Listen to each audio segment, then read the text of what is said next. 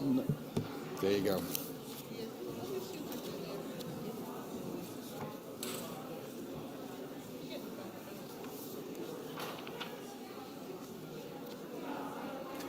Good morning. Good morning. The hymn today is All People That on Earth Do Dwell. And we'll sing it to a slightly different tune. And by slightly different, I mean all the notes are different. So it's more of a binary thing. It is a different tune. And we'll sing together, but I hope the tune is familiar. If it's not, it'll become familiar quite quickly, and it has some alleluias in the middle of it. It'll be quite fun to wake us up. I encourage you to rise and let us sing together. The hymn is 370, All People That on Earth Do Dwell.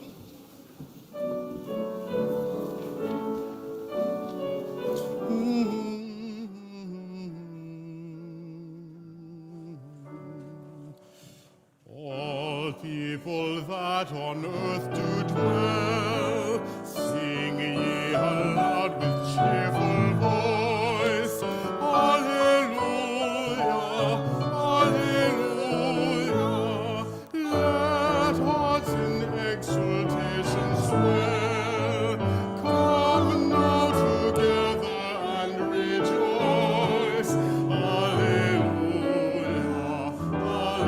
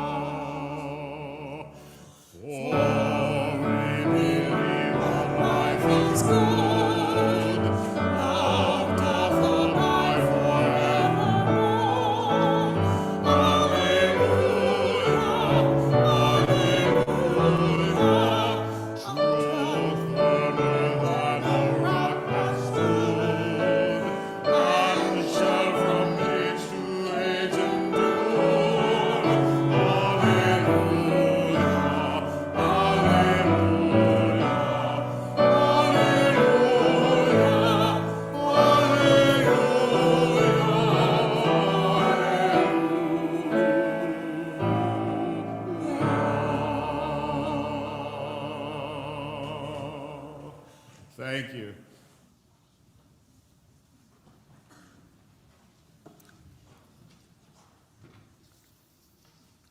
Once tempted to panic over where we've wound up and where we've yet to arrive, instead we are choosing to calm down, to unify our hearts and circle our spirits around the call of love.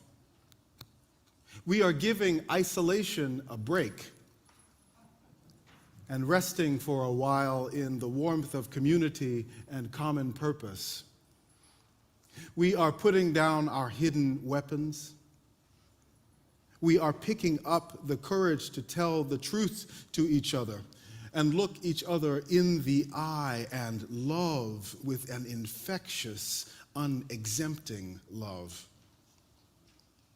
We are getting serious about joy and laughter and singing and kindness and unity because within them lies more power to change the world for good than division could ever hold. We mean to mean something to this day which has come to mean life for us. Welcome to church. Welcome to First Universalist Church of Minneapolis. If you have come expecting perfection, I encourage you to change your mind. But if you have come to find a place with a people who want to build a community where no one is too young, too old, too queer, too hetero, too black, too brown, too white, too wealthy, too poor, too disabled to lead our common journey, too ineloquent to have a voice, too timid to make a difference that shakes the status quo, then you have found just the place.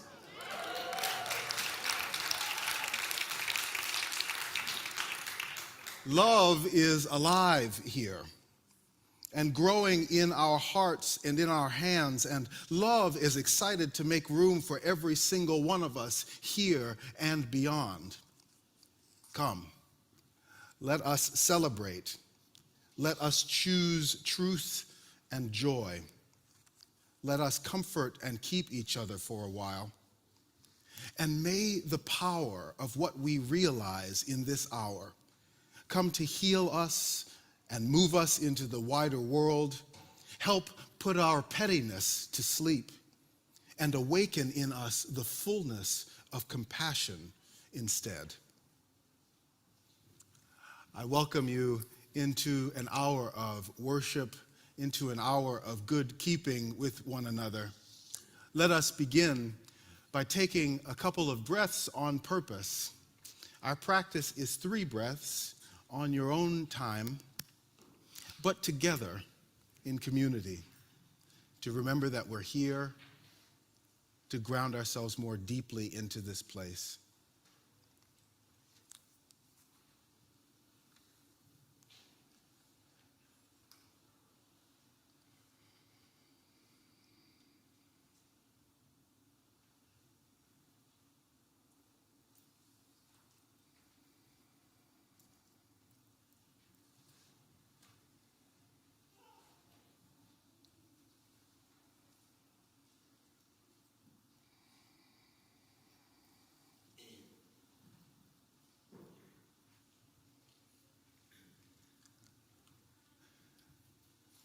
There is no land for us here to own because owning land is a myth.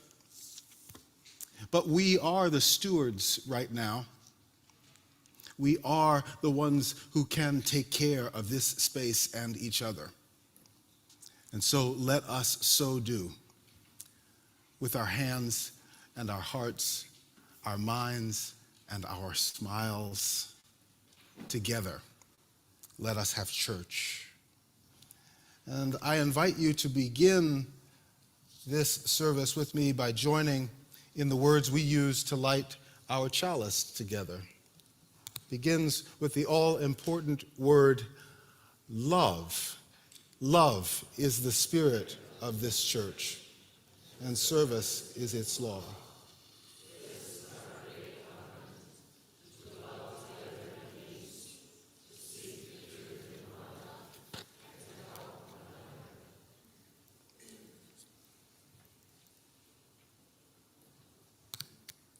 I welcome you to an opportunity to sing again.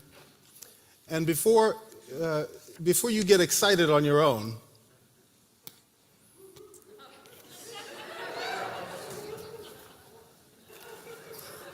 thank you. I mean, consider the amount of times in the next 7 days someone is going to ask you to sing with a couple hundred of your friends. Right? Right? That doesn't just happen, right? We make that happen. We make that happen together. We build that together. And it is not an every moment occurrence. This is a rare opportunity. Let your voice be heard in the voice we collect together. I have even greater news. The hymn is 1021, Lean on Me. Rise and let's sing together.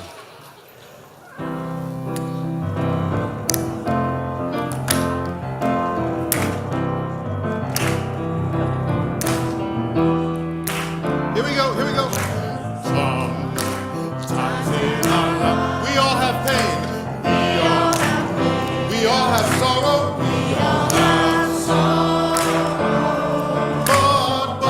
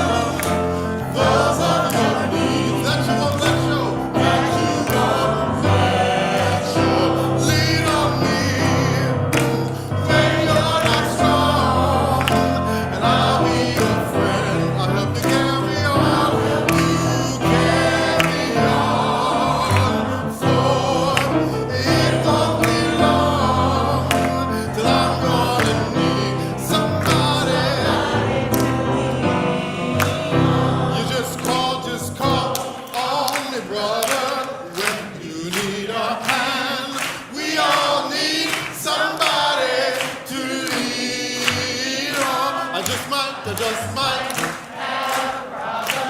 that you understand. We all need somebody to lead. One more time. Just call, you just call. We all need somebody to lead. I just might not have a problem that you understand. We all need somebody. Let's do that last verse. If there is a Lord, if there is a Lord, you have to bear that you can't carry, that you can't carry. I'm right up the road. I'm right up the road. I'll share your load if you just call me. If you just lean on me, lean on me. If you're not strong, I'll be your friend. I'll help you carry on. For it won't be long till I'm gonna need somebody to lead.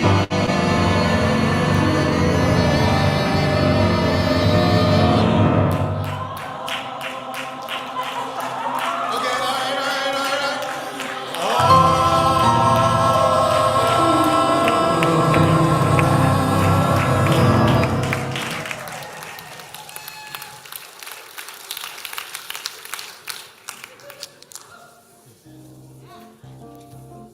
Please swallow your pride if I have things you need to borrow.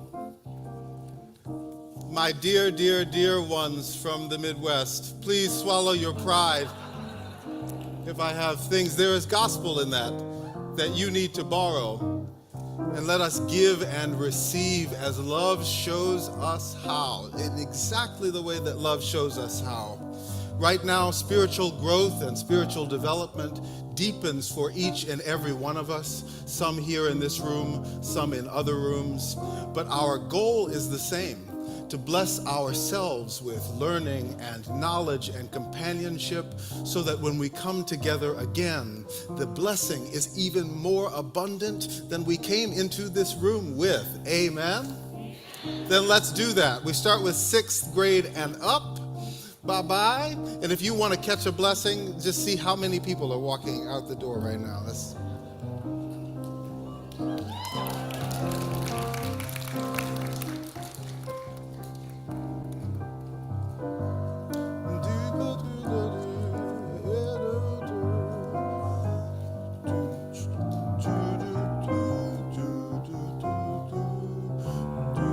All right, how about K through 5?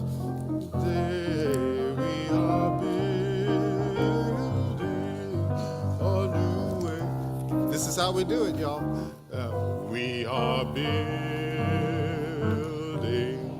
a new way. With every one of us, we are building. We are building a new way. We are building a new way. Feeling stronger every day. Feeling stronger every day. We are building a new way.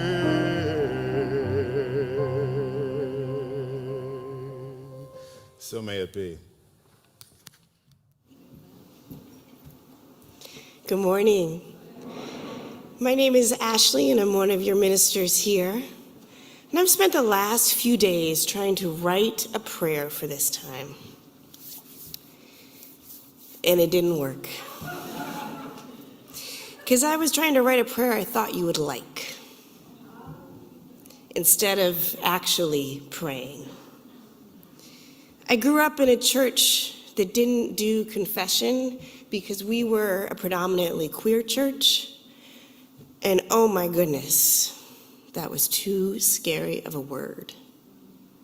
Sin was too scary of a word because it had been weaponized. It had been turned into a tool of harm against us. But the problem with when you don't talk about sin is that you also don't talk about grace. I went to seminary and I did independent study on sin with the one and only James Cone. For those of you who don't know, he is considered one of the fathers of Black liberation theology. And he has an unusually high voice for such a powerful human. He would say, "You have to get angry."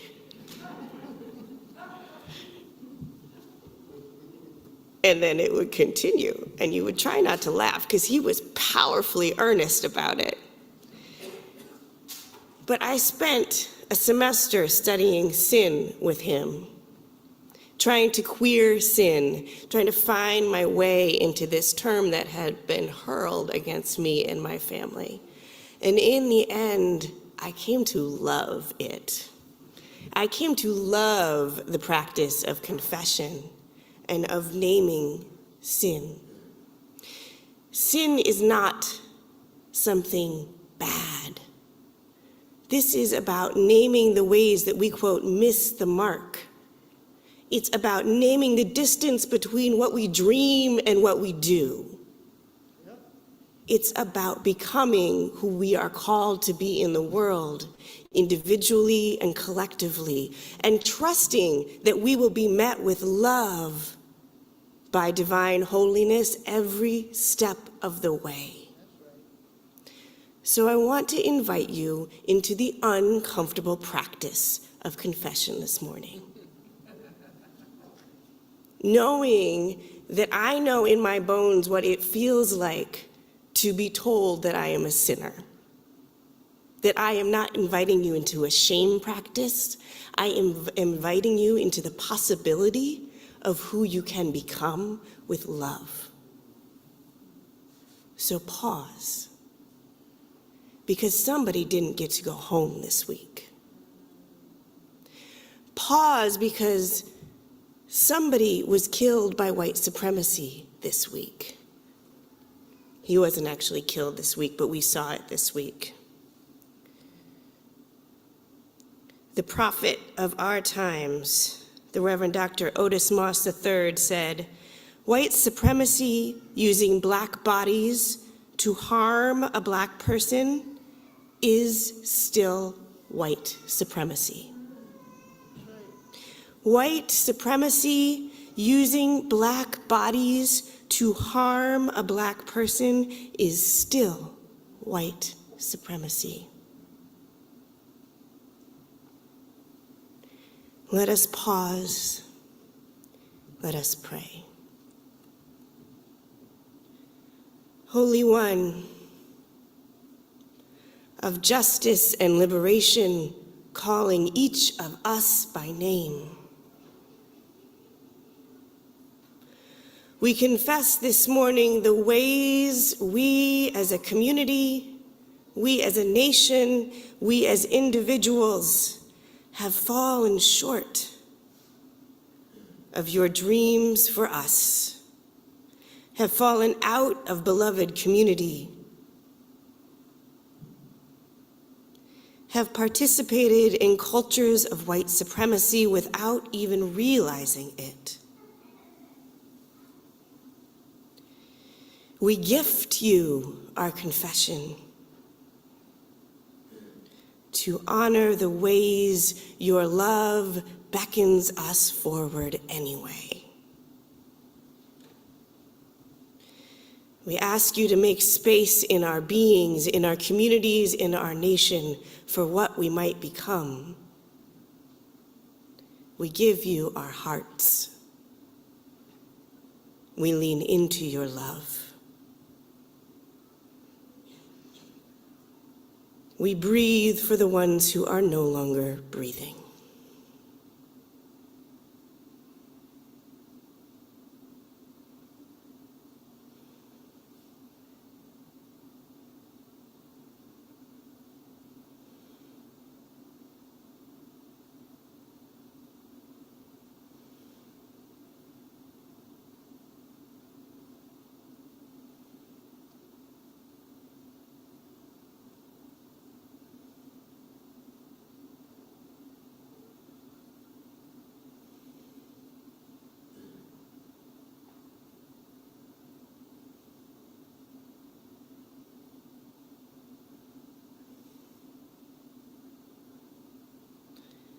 My friends, the good news is that we are building a new way.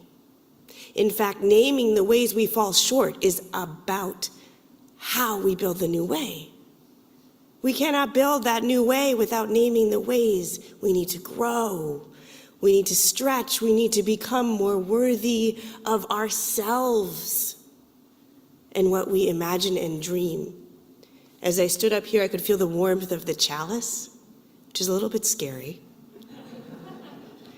But it's also comforting. It's always there during this time together.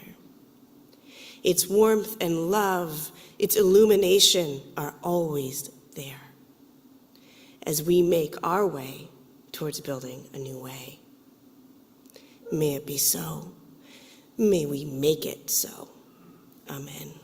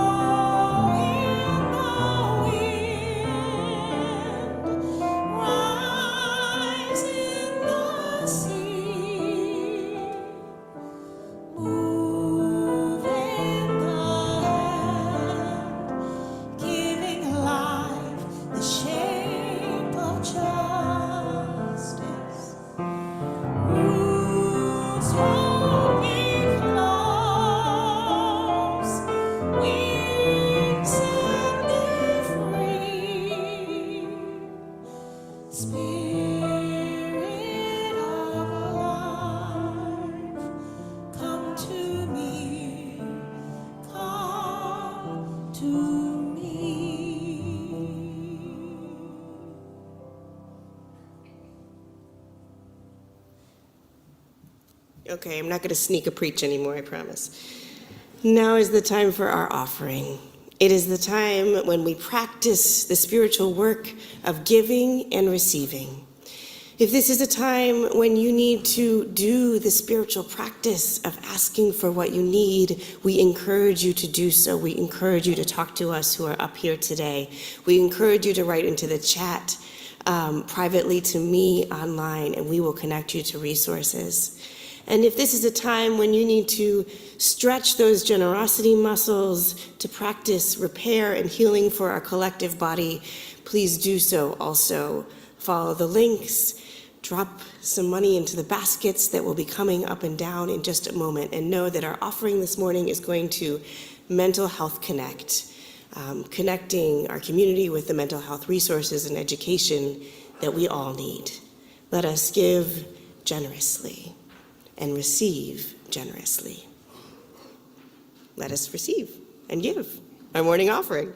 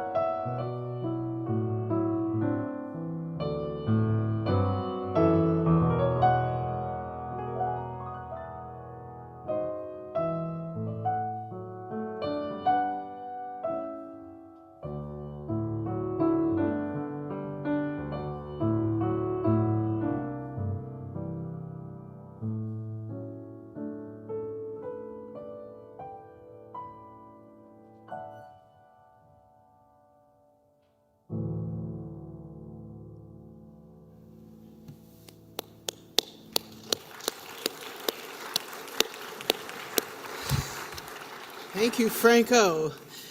It's good to see you.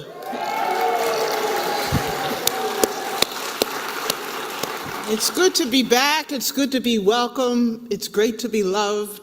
I love you all. I woke up at 5:30 this morning like it was the first day of school. I said, I get to wear real clothes today. I hope they fit. What shoes will I wear? I'm going back to First Universalist. My home, my community, my faith home. And it is good to be. And it's good to be with my colleague, Ashley Harness, who I've known for many years and now is a part of this community as well. I'm so grateful to be doing worship with you today as well. And Franco and Glenn Thomas and Amy. Oh, wow, couldn't be any better. And John back there on the board, making it all happen. But I got to tell you guys something. I don't like math. I never was good at it. And I'm also from the generation that was introduced to the new math. Anybody remember that? The new math. Evidently, sometime around 1965, 1966, 67, a 2 was no longer a 2. It was not good enough. It was a new 2. And I never, ever, ever caught on. Now, let's fast forward a few decades to what I think now is another kind of new math going on, and it's taking hold of the scrollable headlines on our iPads. It's an obnoxious kind of new math that doesn't allow for us to make any computations on our own. This new math declares that a 2 is no longer a 2. It says that 70 is the new 50. It says that if we're 50, we're really the new 30. And that 85 years old is the new 65 years old. Now, this math seems to be targeted to a particular demographic in our society that's already confused about their age because they still identify their generation with the first name baby.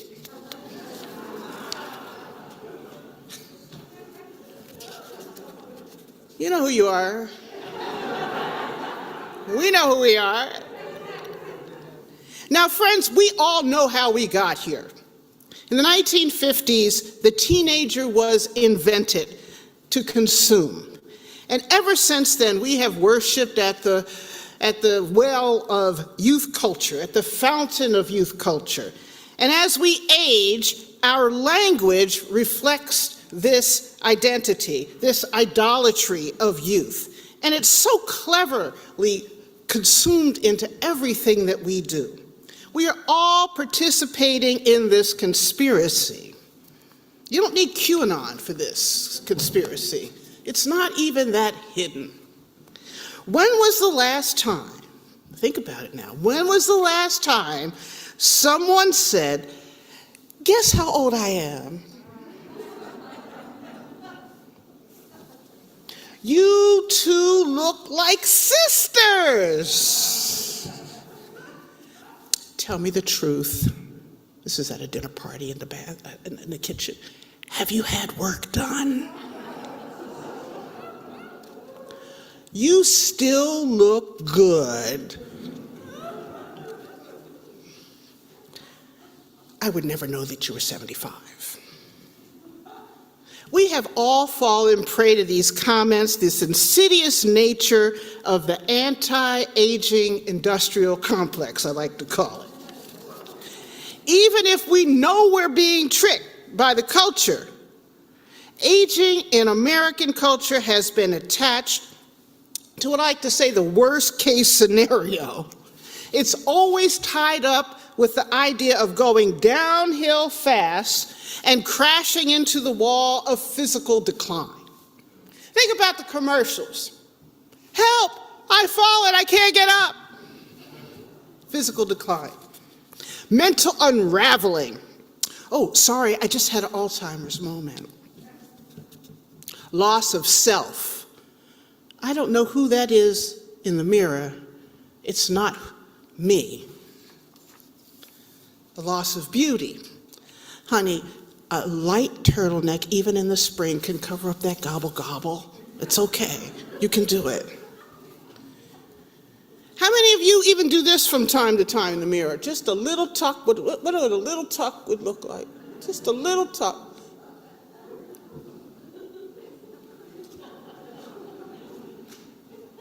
And then you Google, how much would that cost? Does my health account cover that? And let's not talk about the creams. I brought mine today to share. Beauty Rehab Triple Boost Serum.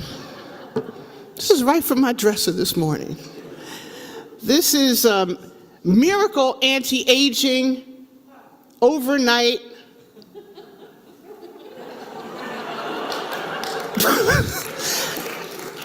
Absolute Premium, whatever.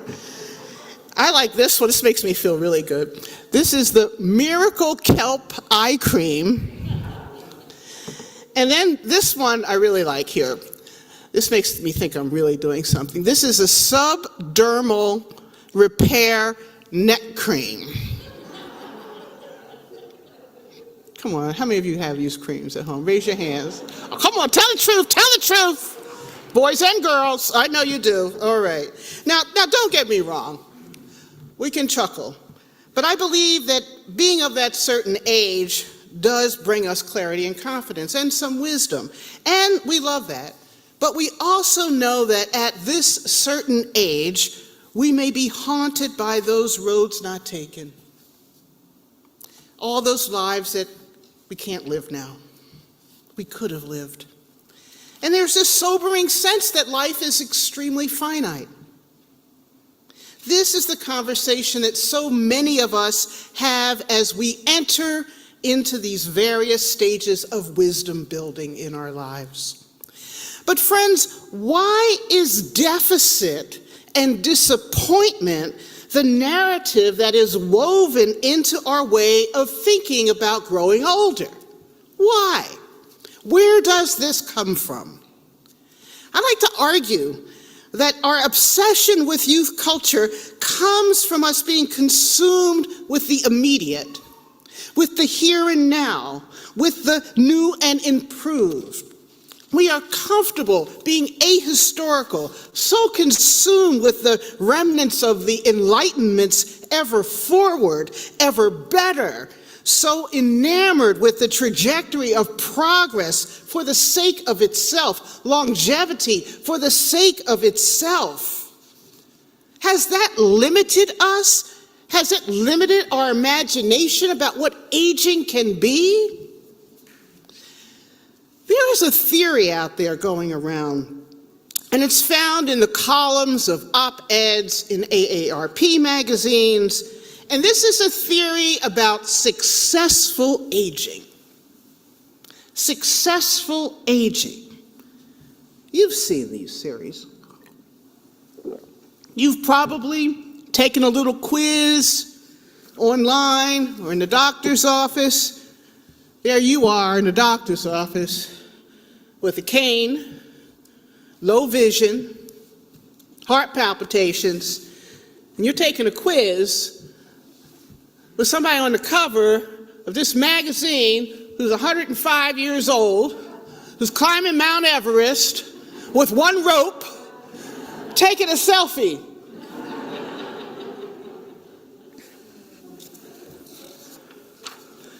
That's amazing. It's truly amazing. But friends, maybe we should interrogate the successful aging industry. Maybe we should critique it just a little. Now, clearly, the current successful aging movement offers a particular model of how to age well. And this model is tied to a specific kind of cultural notions of individualist personhood, especially valued in this country and especially valued in the Western world, emphasizing independence, productivity, self-maintenance, and the individual self as the project. I am the project. Now, this successful aging paradigm, with its various incarnations, came about for legitimate reasons. It's as a result of healthcare getting better and people living longer and healthier lives, which is cool. But to hold this up as the goal can sometimes toss us who are not aging supermodels, playing 3 games of pickleball on Saturday, those of us who are not able to do that, leaving us off onto the side. Some of us are loathing and mourning and disgruntled about the disharmony we experience between our bodies and our minds. Also, we know there is no equality or equity in aging amongst the most oppressed and marginalized people in this country who lack the resources to live healthier, successful aging lives. The other challenge of the successful aging movement is its emphasis on quantifiable activities. The busy ethic, I like to call it, which overlooks the deeper concern and the deeper need for elders to go deeply within themselves, to explore questions that need to be explored. The capitalist and consumerist orientation of successful aging are often used as a trademark for selling us an idea. They've sold us ideas. They've sold us ideas of lifestyles instead of selling us an idea about a life.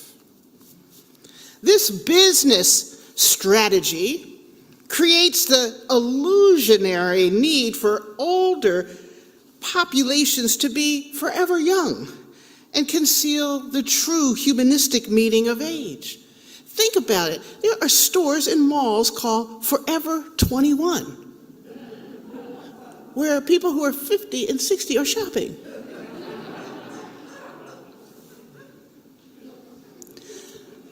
Success itself is a cultural concept as well. With this emphasis on individual achievement and productivity, it may not be universally desired. Furthermore, success, as opposed to failure, it's discriminatory. It's a discriminatory concept by its nature to talk about successful aging. It indicates an attitude of exclusion by distinguishing those successful agers from those schlumps like us, or me. We have to do better, given that the Western world is aging at a rapid rate. Now, in my 20s, back in Philadelphia, my Nana, my grandmother, I was her buddy. I hung around with her a lot. And one day we were catching the trolley. They have streetcars in Philly, along with subways and L's and everything. We were catching the trolley near her house, and it was very crowded at the stop, and she was 4'11", spry and fast, and she busted through the line and got a seat. And I patiently waited in line and took my time and found her when we got on the trolley. And as soon as I sat down, my Nana starts to talk trash about all the old people getting on the trolley. Look at that one over there. Look at the cane. She can barely get up those steps. Oh, God, what is he taking so long to sit down? Would you sit down? Just talking trash about her age mates. And I'm like, Nana, you're 80. You are 80 years old. You're talking about people that are your age. She says, well, I'm not that kind of 80. If I was that kind of 80, I'd stay home. My Nana's disdain for her unsuccessful age mates was decidedly ungenerous. She could have done better. We have to do better. I had my daughter Aspen draw some numbers last night, and I said, what if we started right now and just said, okay, 58. Anybody here 58? Anybody here 58? 58? Okay, we're going to throw that away. We're not going to deal with it anymore. We're going to forget 58. Anybody here 40? Any 40-year-olds in the house? All right. We're not going to even look at that number anymore in this church. 29, we're multi-generational. They 29-year-olds here? 20-year-olds, 20-somethings. All right, there you go. Good, you're going too. 75 in the house, anybody? We got a few. All right, there we go. You look good. Sorry, it's the culture, isn't it? I couldn't help it. 90, anybody 90 here? Close to 90. Anybody at home? Oh, close to 90. There we are. There they are. Close to 90. We'll throw them down there. 33s. Any 33s? Any 80-year-olds? All right, there's an 80-year-old there. And how about the magic 65? Anybody here? There we go. Let's get rid of all that stuff for a minute. What if we got rid of all those things? Let's get rid of all the ages for a minute. What do we have left? We have us, people, humans, us, we, church. If we're going to be a multi-generational church, we need to stop the stereotyping about all of these ages at all levels. And that means we need to stop making jokes about the avocado toast eaters. We got to stop making jokes about the Gen Xers being neglected and left at the mall, the arcades, the veterans from Pac-Man. And we also have to pay attention but not degrade the Generation Alpha that's coming up, because they're the little teeny kids that went off the K through 6, those little kids. Their evolution is going to make their eyes bigger because they look at screens. Did you know that? Science has figured that out, okay? Things are changing. Friends, when we create the idea of aging as being an adventure, we move through life as we are, what we are, and who we are, and what we might become still. Most of us elders in our later years are neither drooling nor dazzling. We're somewhere in between, right? We're not drooling or dazzling. We're somewhere in between. And we're still becoming, still creating our story.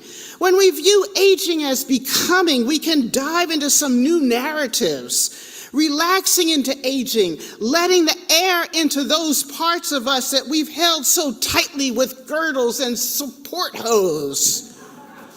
Letting the air in takes away some of the impetus to be a certain age and a certain behavior that goes with it, but to live our years with all that they bring, writing new narratives that make sense to us. We all have stories and dreams and disappointments and desires at any age. We all have infirmities and aches and pains and scratches and bruises and conditions and diagnoses and malfunctioning parts at any age. Some of us have canes and walkers and are in wheelchairs with hearing aids and support animals at any age. Some of us elders don't remember who the hell our kids are. Maybe we don't want to, but we don't remember who our kids are. Some of us want to party like it's 1999. Others want to be left alone. Some are having amazing sex at 80, and some have given up on it at 60. Friends, learning to be old may be the last emotional and spiritual challenge we can agree to take on in our lives. An emotional and spiritual challenge that leads to the kind of practical wisdom that is expressed in the well-known directive from Reinhold Niebuhr.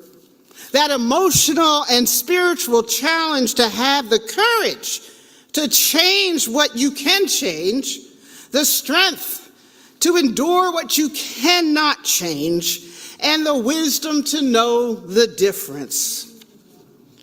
Let's dedicate ourselves to acquiring this attitude. Let's change the narratives about the latter life with more nuance and fewer norms. Now, about 2 weeks ago, I had a birthday. On the 17th of this month, I turned 65.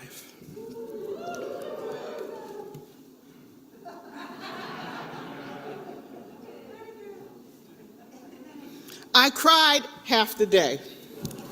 I really did. I had no idea that's how I was going to spend my birthday, but I cried half the day.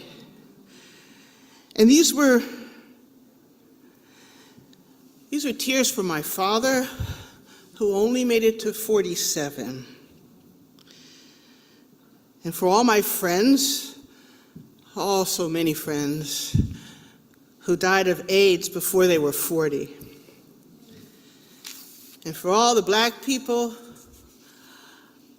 who I knew in Chicago, where I lived for 26 years, on the South Side, where the life expectancy is 60.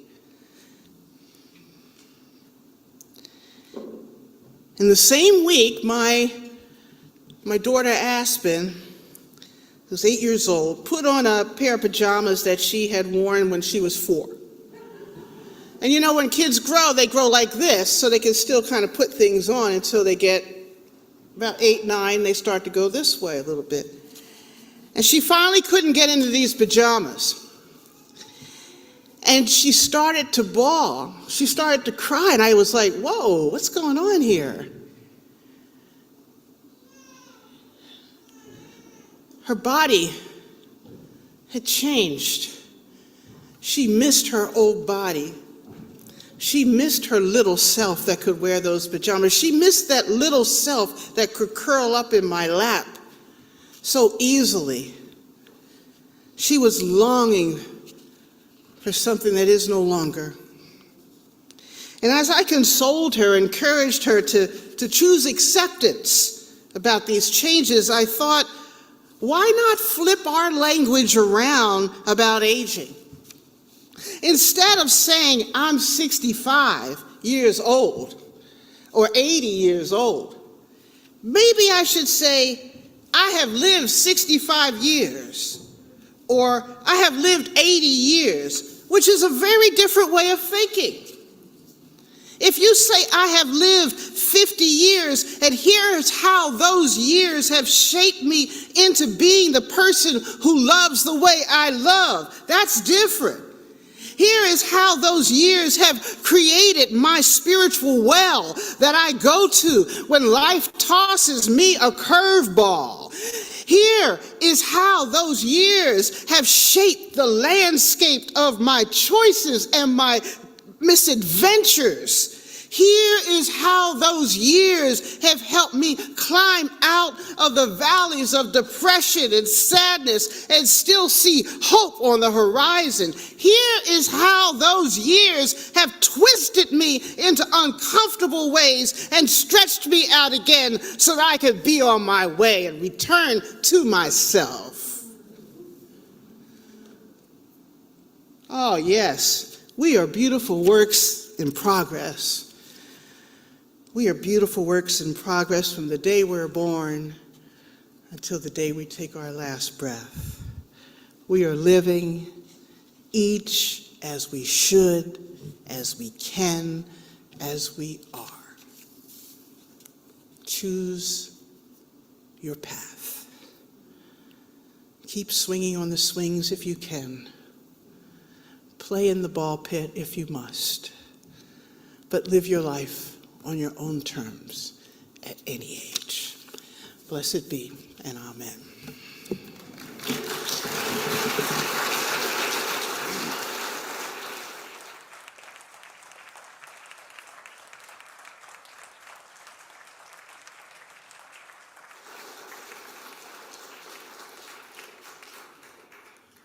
Friends, I invite you to sing a prayer as we go. no matter what age you are. Would you rise in all the ways that we do rise? And let's sing. The hymn is Lady of the Season's Laughter, number 51, 5-1.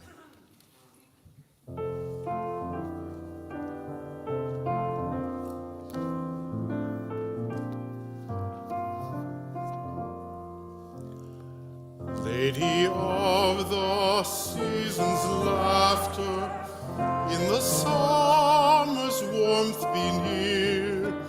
When the winter follows after, teach our spirits not to fear. Hold us in your steady mercy, Lady of the turning year.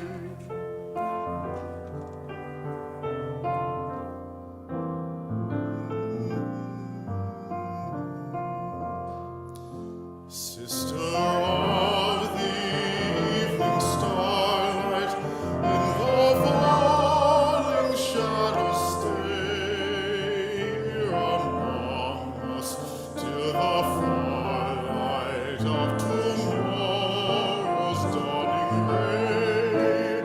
Hold us in your steady mercy, Lady of the turning day.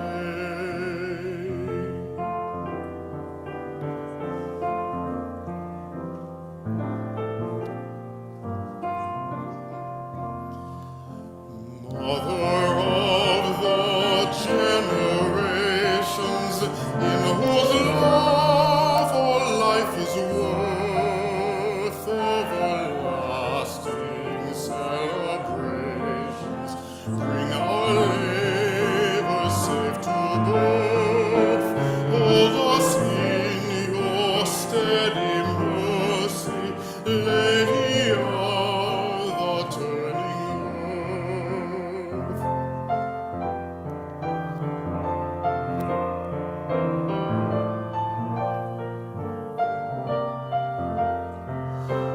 Goddess of all time's progression, stand with us when we engage, hands and hearts to end oppression, writing history's mirror page. Hold us in your steady mercy, Lady of the turning age.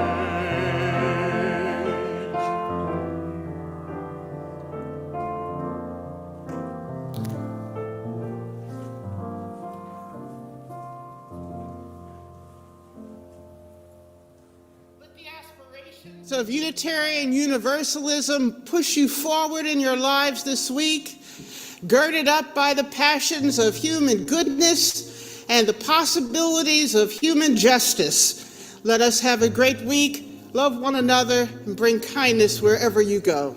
Blessed be.